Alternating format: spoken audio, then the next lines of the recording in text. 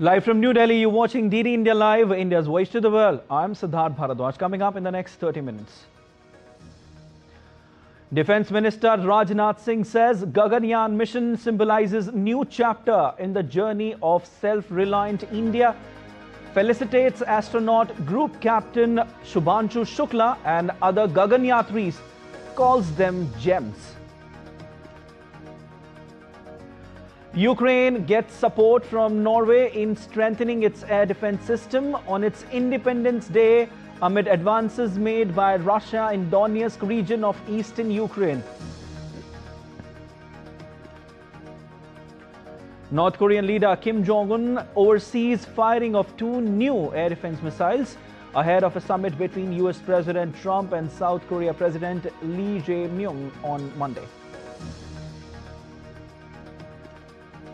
India's test stalwart Cheteshwar Pujara calls time on his international career, shares a heartfelt note on social media, says it's impossible to put into words his journey on the pitch.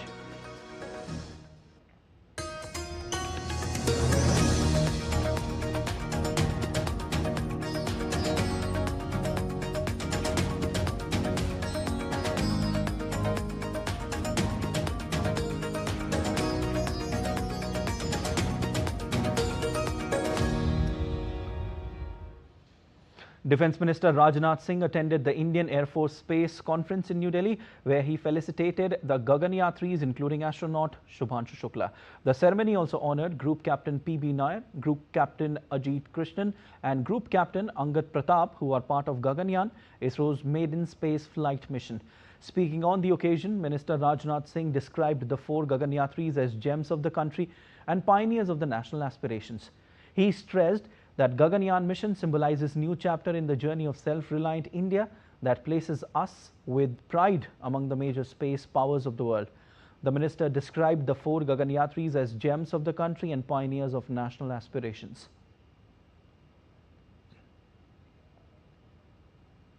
जब हम भारत की space journey की ओर देखते हैं तो हम पाते हैं कि हमारा कंट्रीब्यूशन केवल स्पेस में उपग्रह भेजने तक सीमित नहीं है। आज भारत चंद्रमा से लेकर मंगल ग्रह तक अपनी उपस्थिति दर्ज करा चुका है। आज भारत गगनयान जैसे मिशंस के लिए भी पूरी तरह तैयार है। साथियों, मैं इसे केवल तकनीकी उपलब्धि के रूप में नहीं देखता, बल्कि आत्मनिर्भर भारत का वह नया अध्याय है जहां हम विश्व की बड़ी स्पेस पावर्स के बीच पूरे गर्व के साथ खड़े हो रहे हैं। India's Defence Research and Development Organization has successfully conducted the maiden flight tests of Integrated Air Defence Weapon System on Saturday off the coast of Odisha. Integrated Air Defence Weapon System is a multi-layered air defence system comprising of all indigenous quick reaction surface-to-air missile, advanced very short-range air defence system missiles and a high-power laser-based directed energy weapon. Defence Minister Rajnath Singh in a social media post said, and I quote, "I congratulate DRDO, in our armed forces and industry for successful development of IADWS. This unique flight test has established the multi-layered air defense capability of our country and is going to strengthen area defense for important facilities against enemy aerial threats." The Indian Space Research Organization ISRO has successfully accomplished the first integrated airdrop test IADT-01 for end-to-end demonstration of parachute-based deceleration system for Gaganyaan mission. This test is a joint effort of ISRO, Indian Air Force, DRDO, Indian Navy and Indian Coast Guard.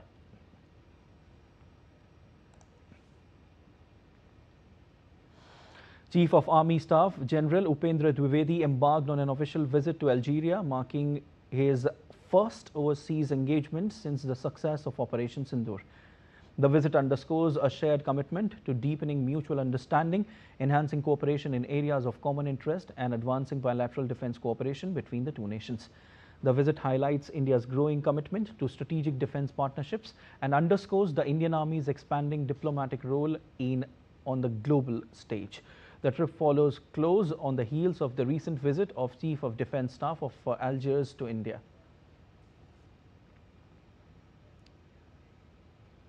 Delhi Assembly is hosting its first ever All India Speakers Conference in the national capital. Home Minister Amit Shah inaugurated the two-day conference at the Delhi Assembly in New Delhi today. The conference is organized to commemorate the centenary year of Vittalbhai Patel assuming the office of Speaker of the Central Legislative Assembly as the first elected speaker in the country.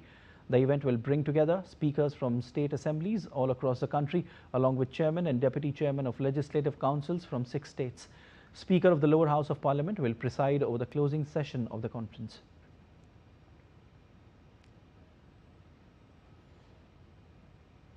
Prime Minister of Fiji, Sitiveni Ligamamada Rabuka, arrived in India on a 3-day visit.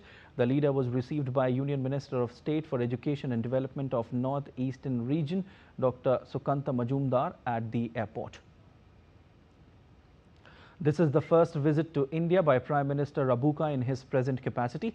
During his visit to New Delhi, Prime Minister Rabuka is scheduled to hold talks with Prime Minister Narendra Modi on August 25. The visiting Prime Minister is also scheduled to call on Indian President Draupadi Murmu in New Delhi. Prime Minister Rabuka's visit underscores the long-standing and enduring ties between India and Fiji. It reaffirms the continued commitment of both countries to further strengthen the bilateral relationship across all sectors and deepen our close people-to-people ties. Now, some weather updates from the parts of India. The Indian Meteorological Department has issued a red alert for extremely heavy rainfall over Gujarat, Goa and the coastal areas of Maharashtra. Similar conditions are expected over Madhya Pradesh, Sikkim, Chhattisgarh and sub-Himalayan West Bengal during the next 7 days. Several areas in Rajasthan are facing flood-like conditions, displacing hundreds, submerging villages, crippling connectivity and prompting large-scale rescue operations. In the southern part of the nation, these conditions will also prevail over the coastal areas of Karnataka and Telangana today. The weather agency has also forecast very light to light rain with thundershowers over Delhi NCR. Relief and rescue operations are underway on a war footing in disaster-affected Tharali of Chamoli district in North Indian state of Uttarakhand. Various teams from the district administration, local police, SDRF, NDRF, Army, SSB and ITBP are engaged in relief and rescue efforts. The cloudburst in Tharali village left 2 dead and 11 others injured. More than 150 affected people have been accommodated in the tehsil premises where food, water and medical facilities along with other basic necessities have been arranged for them. Rains continue to lash several parts of Himachal Pradesh. A yellow warning has been issued for heavy rain in isolated areas of the state till Tuesday. The state has witnessed many flash floods, cloudbursts and major landslides so far this monsoon. Authorities in Jammu and Kashmir have issued advisories amid an IMD alert for moderate to heavy rains across the Union Territory. The Weather Department has issued an alert for showers in JK till August 26. Separate advisories have been issued by the Deputy Commissioners of Jammu, Ramban and Kishtwar. Besides rains, the Weather Department has also issued warnings for landslides, flash floods and cloud bursts during this period. Defence Minister Rajnath Singh will visit the calamity-hit Chosti village in Kishtwar district today to inspect the ongoing rescue and relief operations, as nearly 30 people are still missing while 65 bodies have been recovered. After visiting the disaster-hit village, the Defence Minister will also preside over a high-level meeting with senior officers of Army, other security agencies, administration along with other agencies who are engaged in relief and rescue operations at Gulabgarh, the last landing point before Chosti village. Later, he will be joined by Union Minister Jitendra Singh, who is also Lok Sabha member from the area, and Lieutenant Governor Manoj Sinha. Lieutenant Governor Manoj Sinha has said the administration is making every possible effort to provide treatment, rehabilitation and relief to those affected by the recent cloudburst in Kishtwar. Speaking to media persons at Government Medical College, Jammu, where he met the injured undergoing treatment, LG Sinha assured that affected families will be fully supported. दुखद हादसा हुआ था वहाँ, काफ़ी लोगों की जानें भी गई हैं। प्रशासन ने पूरी मुस्तैदी से लापता लोगों को पता करने की कोशिश की। अभी भी 32 लोगों लापता हैं। प्रयास जारी है और राहत और पुनर्वास के भी अच्छे इंतजाम किए जा रहे हैं। 4 करोड़ 13 लाख रुपए का वितरण अभी तक हो चुका है। जो लोग भी प्रभावित हैं, जम्मू कश्मीर प्रशासन और भारत सरकार भी उनके राहत और पुनर्वास की पूरी व्यवस्था करेगी। Moving on to South Asia, several villages in the Kasur district of Pakistan were inundated as rescuers moved villagers and livestock to safe places. The Satluj River posed a threat to the area. Authorities warned residents in riverbeds to relocate to safer areas, but some local residents said they had nowhere to go. Floods across Pakistan have killed 785 since the monsoon started in late June, warning of 2 more rain spells by September 10. Local authorities are urging both the national and international community to assist with funding and resources to mitigate the growing crisis in the coming weeks.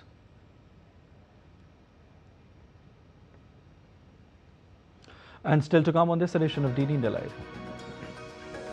Britain braces for more protests. Stay with us to know how cycling is making India fit and active.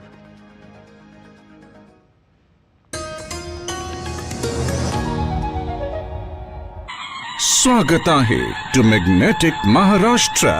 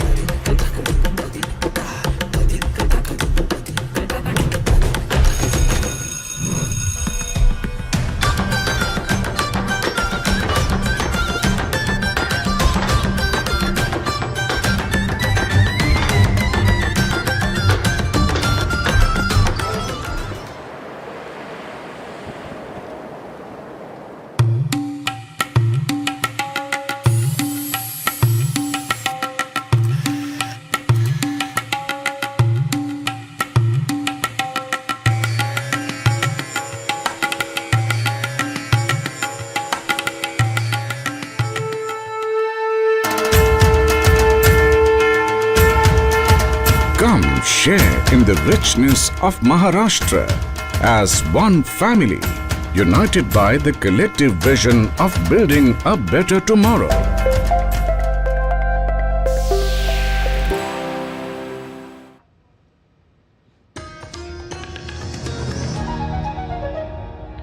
You're watching DD India Live. I'm Siddharth Bharadwaj.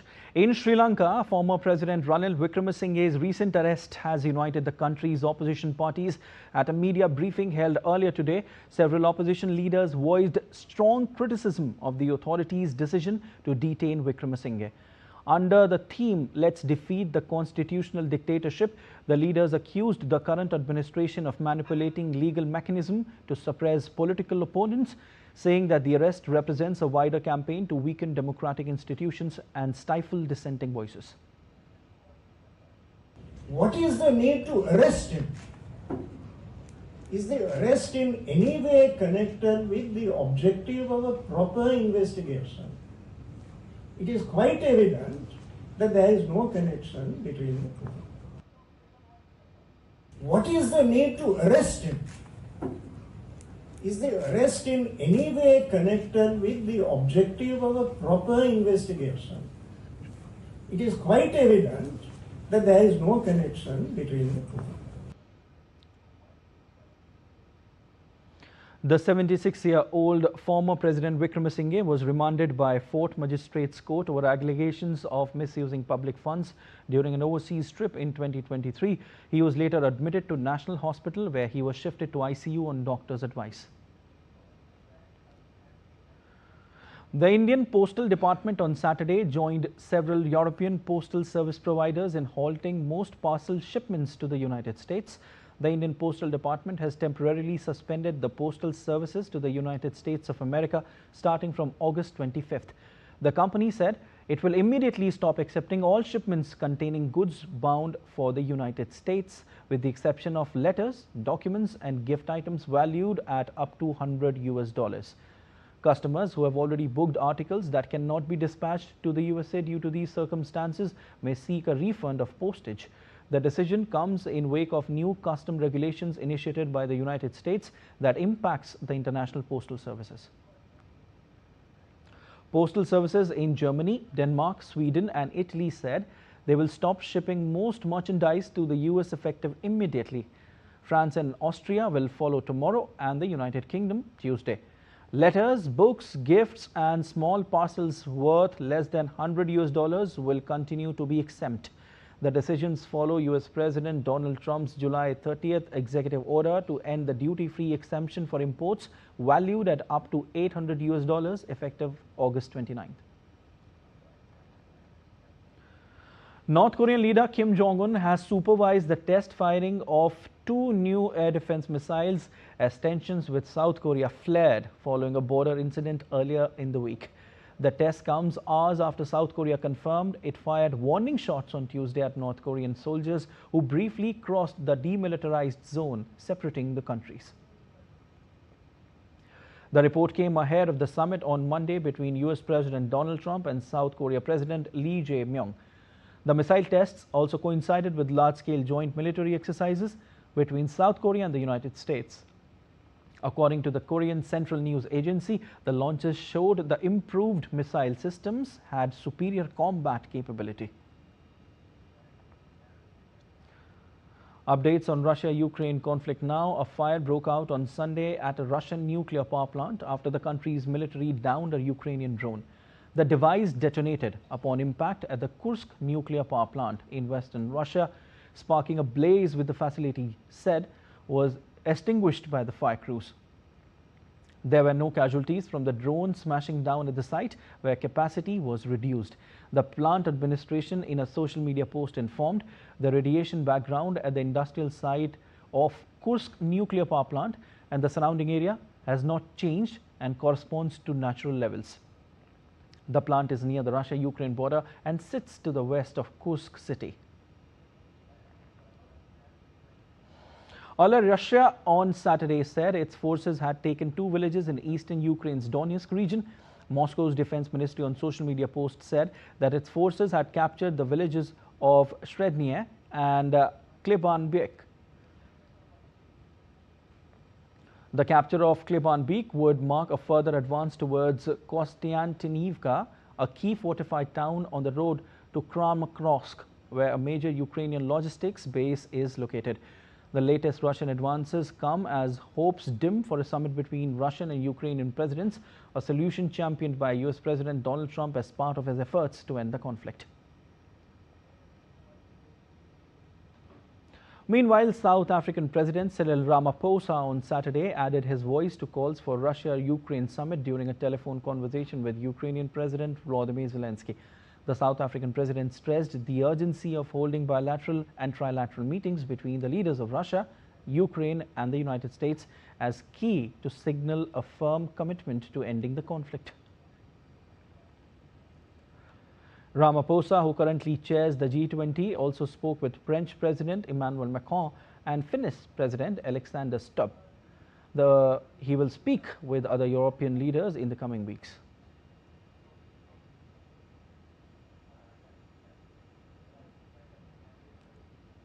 Ukraine is celebrating its Independence Day today.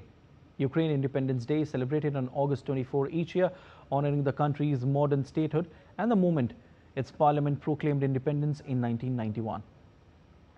The Norway government on Sunday said it will contribute nearly 7 billion Norwegian crowns, which is $696.12 million of air defense systems to Ukraine, when Norwegian Prime Minister stressing that the aid will support Kyiv's defense against Russian air attacks. On Ukraine's Independence Day, the European Commission building were illuminated in the vibrant blue and yellow of the Ukrainian flag, a powerful symbol of Ukraine's resilience and unwavering belief in a brighter future. The Ukrainian flag, now a symbol of resistance and hope, waves proudly as the nation continues its pursuit of peace and prosperity, with the EU standing firmly by its side. Amid escalating tensions with the United States, hundreds of Venezuelans enrolled in the National Bolivarian Militia responding to President Nicolas Maduro's call to defend national sovereignty. In Caracas, mostly public workers queued in Plaza Bolivar to sign up, with some recruits stating that they joined to prevent foreign intervention. Maduro, as commander-in-chief, had urged citizens to join the militia as part of a national sovereignty and peace plan. The enrollment drive follows increased international pressure and economic sanctions, with the Venezuelan government accusing the U.S. of attempting to undermine its leadership. The U.S. mission targets what it describes as narco-terrorist organizations, part of President Donald Trump's broader campaign against drug cartels and to secure the southern border.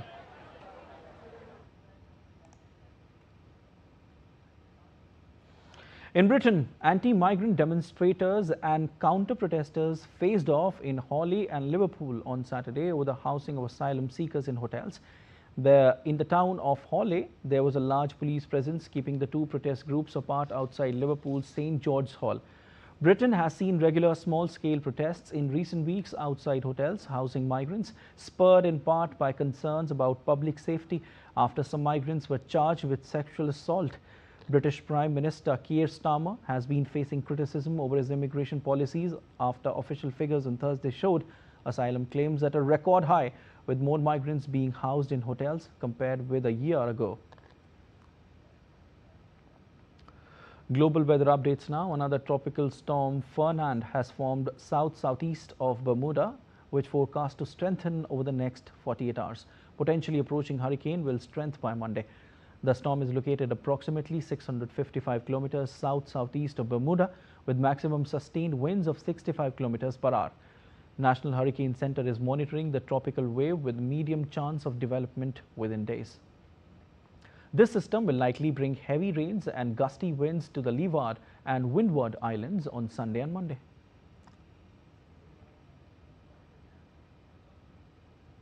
Roads in Margate City, New Jersey, submerged by floodwater as Hurricane Erin, which was churning in the Atlantic hundreds of miles offshore. Erin, which has since made its way further out to sea, was downgraded to a post-tropical cyclone. However, the agency warned swimming at many beaches along the east coast of the U.S. remained dangerous over the weekend. Erin, the fifth named storm of the 2025 Atlantic season and the first to attain hurricane status, earlier had strengthened to a Category 5 storm. The last Atlantic storm to reach that intensity was Hurricane Milton in October 2024. Following Erin's passage, the U.S. Coast Guard has been actively responding to massive waves along the east coast. As the storm weakened and moved out to sea, it left behind dangerous conditions for maritime operations. And let's see what's happening around the world. Indonesia's main island, Java, echoes with electronic tunes and traditional folk music at street parties, but they have drawn the attention of local authorities and neighbors. This month, officials restricted the use of loudspeaker stacks, while local bodies have prohibited excessive noise in the street.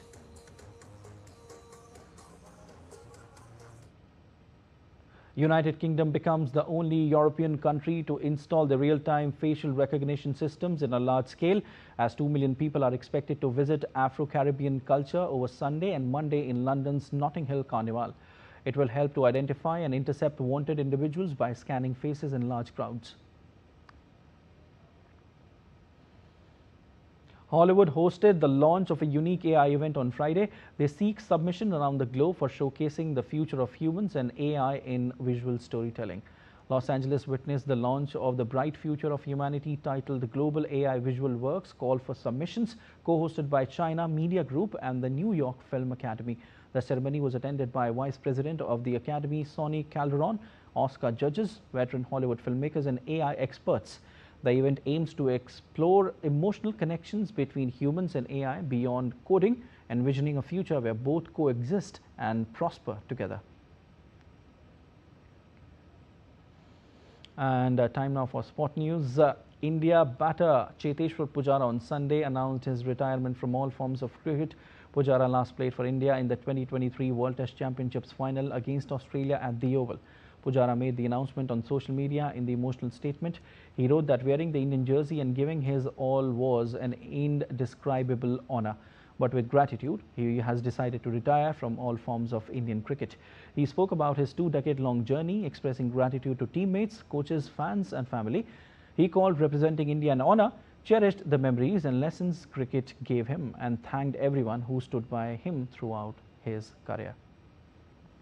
Pujara retired from international cricket as the 8th highest run getter in Test cricket for India, with a tally of 7,195 runs at an average of 43.6, laced with 19 centuries and 35 50s. After making his debut in 2010, he played 103 tests and 5 ODIs for India.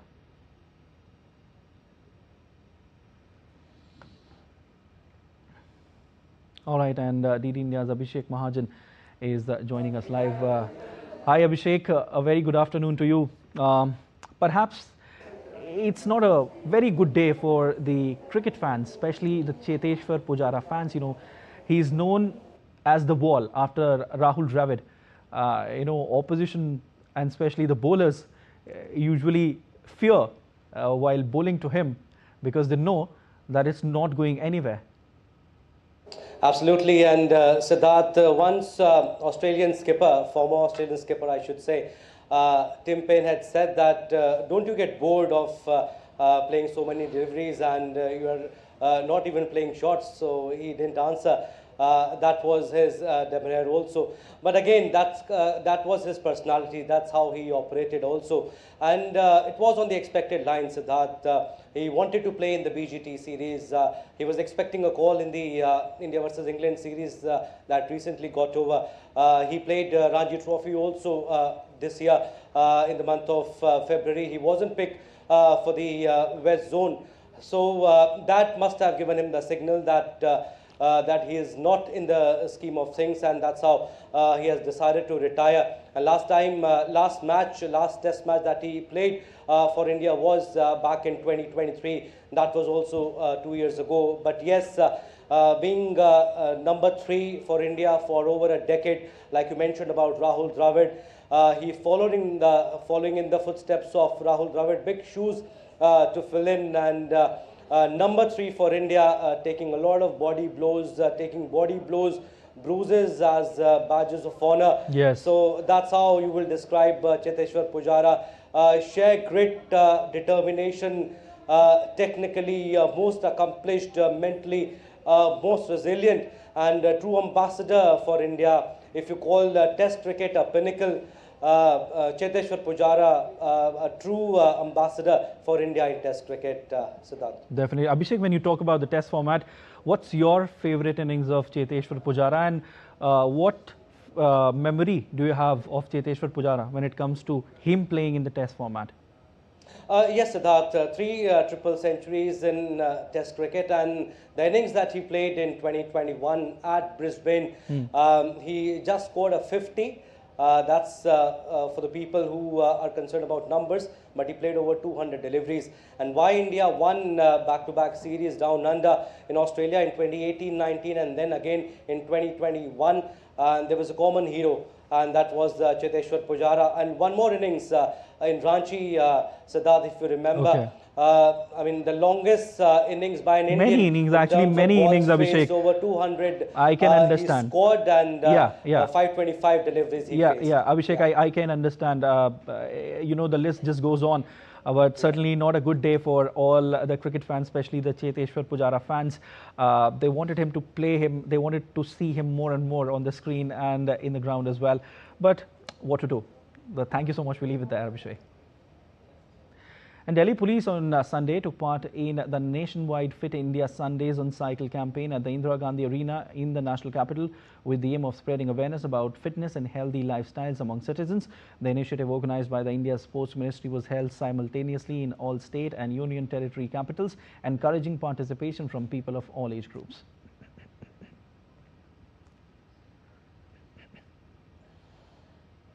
That's all for this edition of DD India Live, but let us know your thoughts on the news of the day. For those on the go, you can get all the latest news and updates from India and across the world on the DD India mobile app. The app is available on both Android and iOS platforms as well. We'll be back with more news as it breaks here on DD India. I'm Siddharth Bharadwaj from all of us at in Delhi. Thanks for watching DD India Live.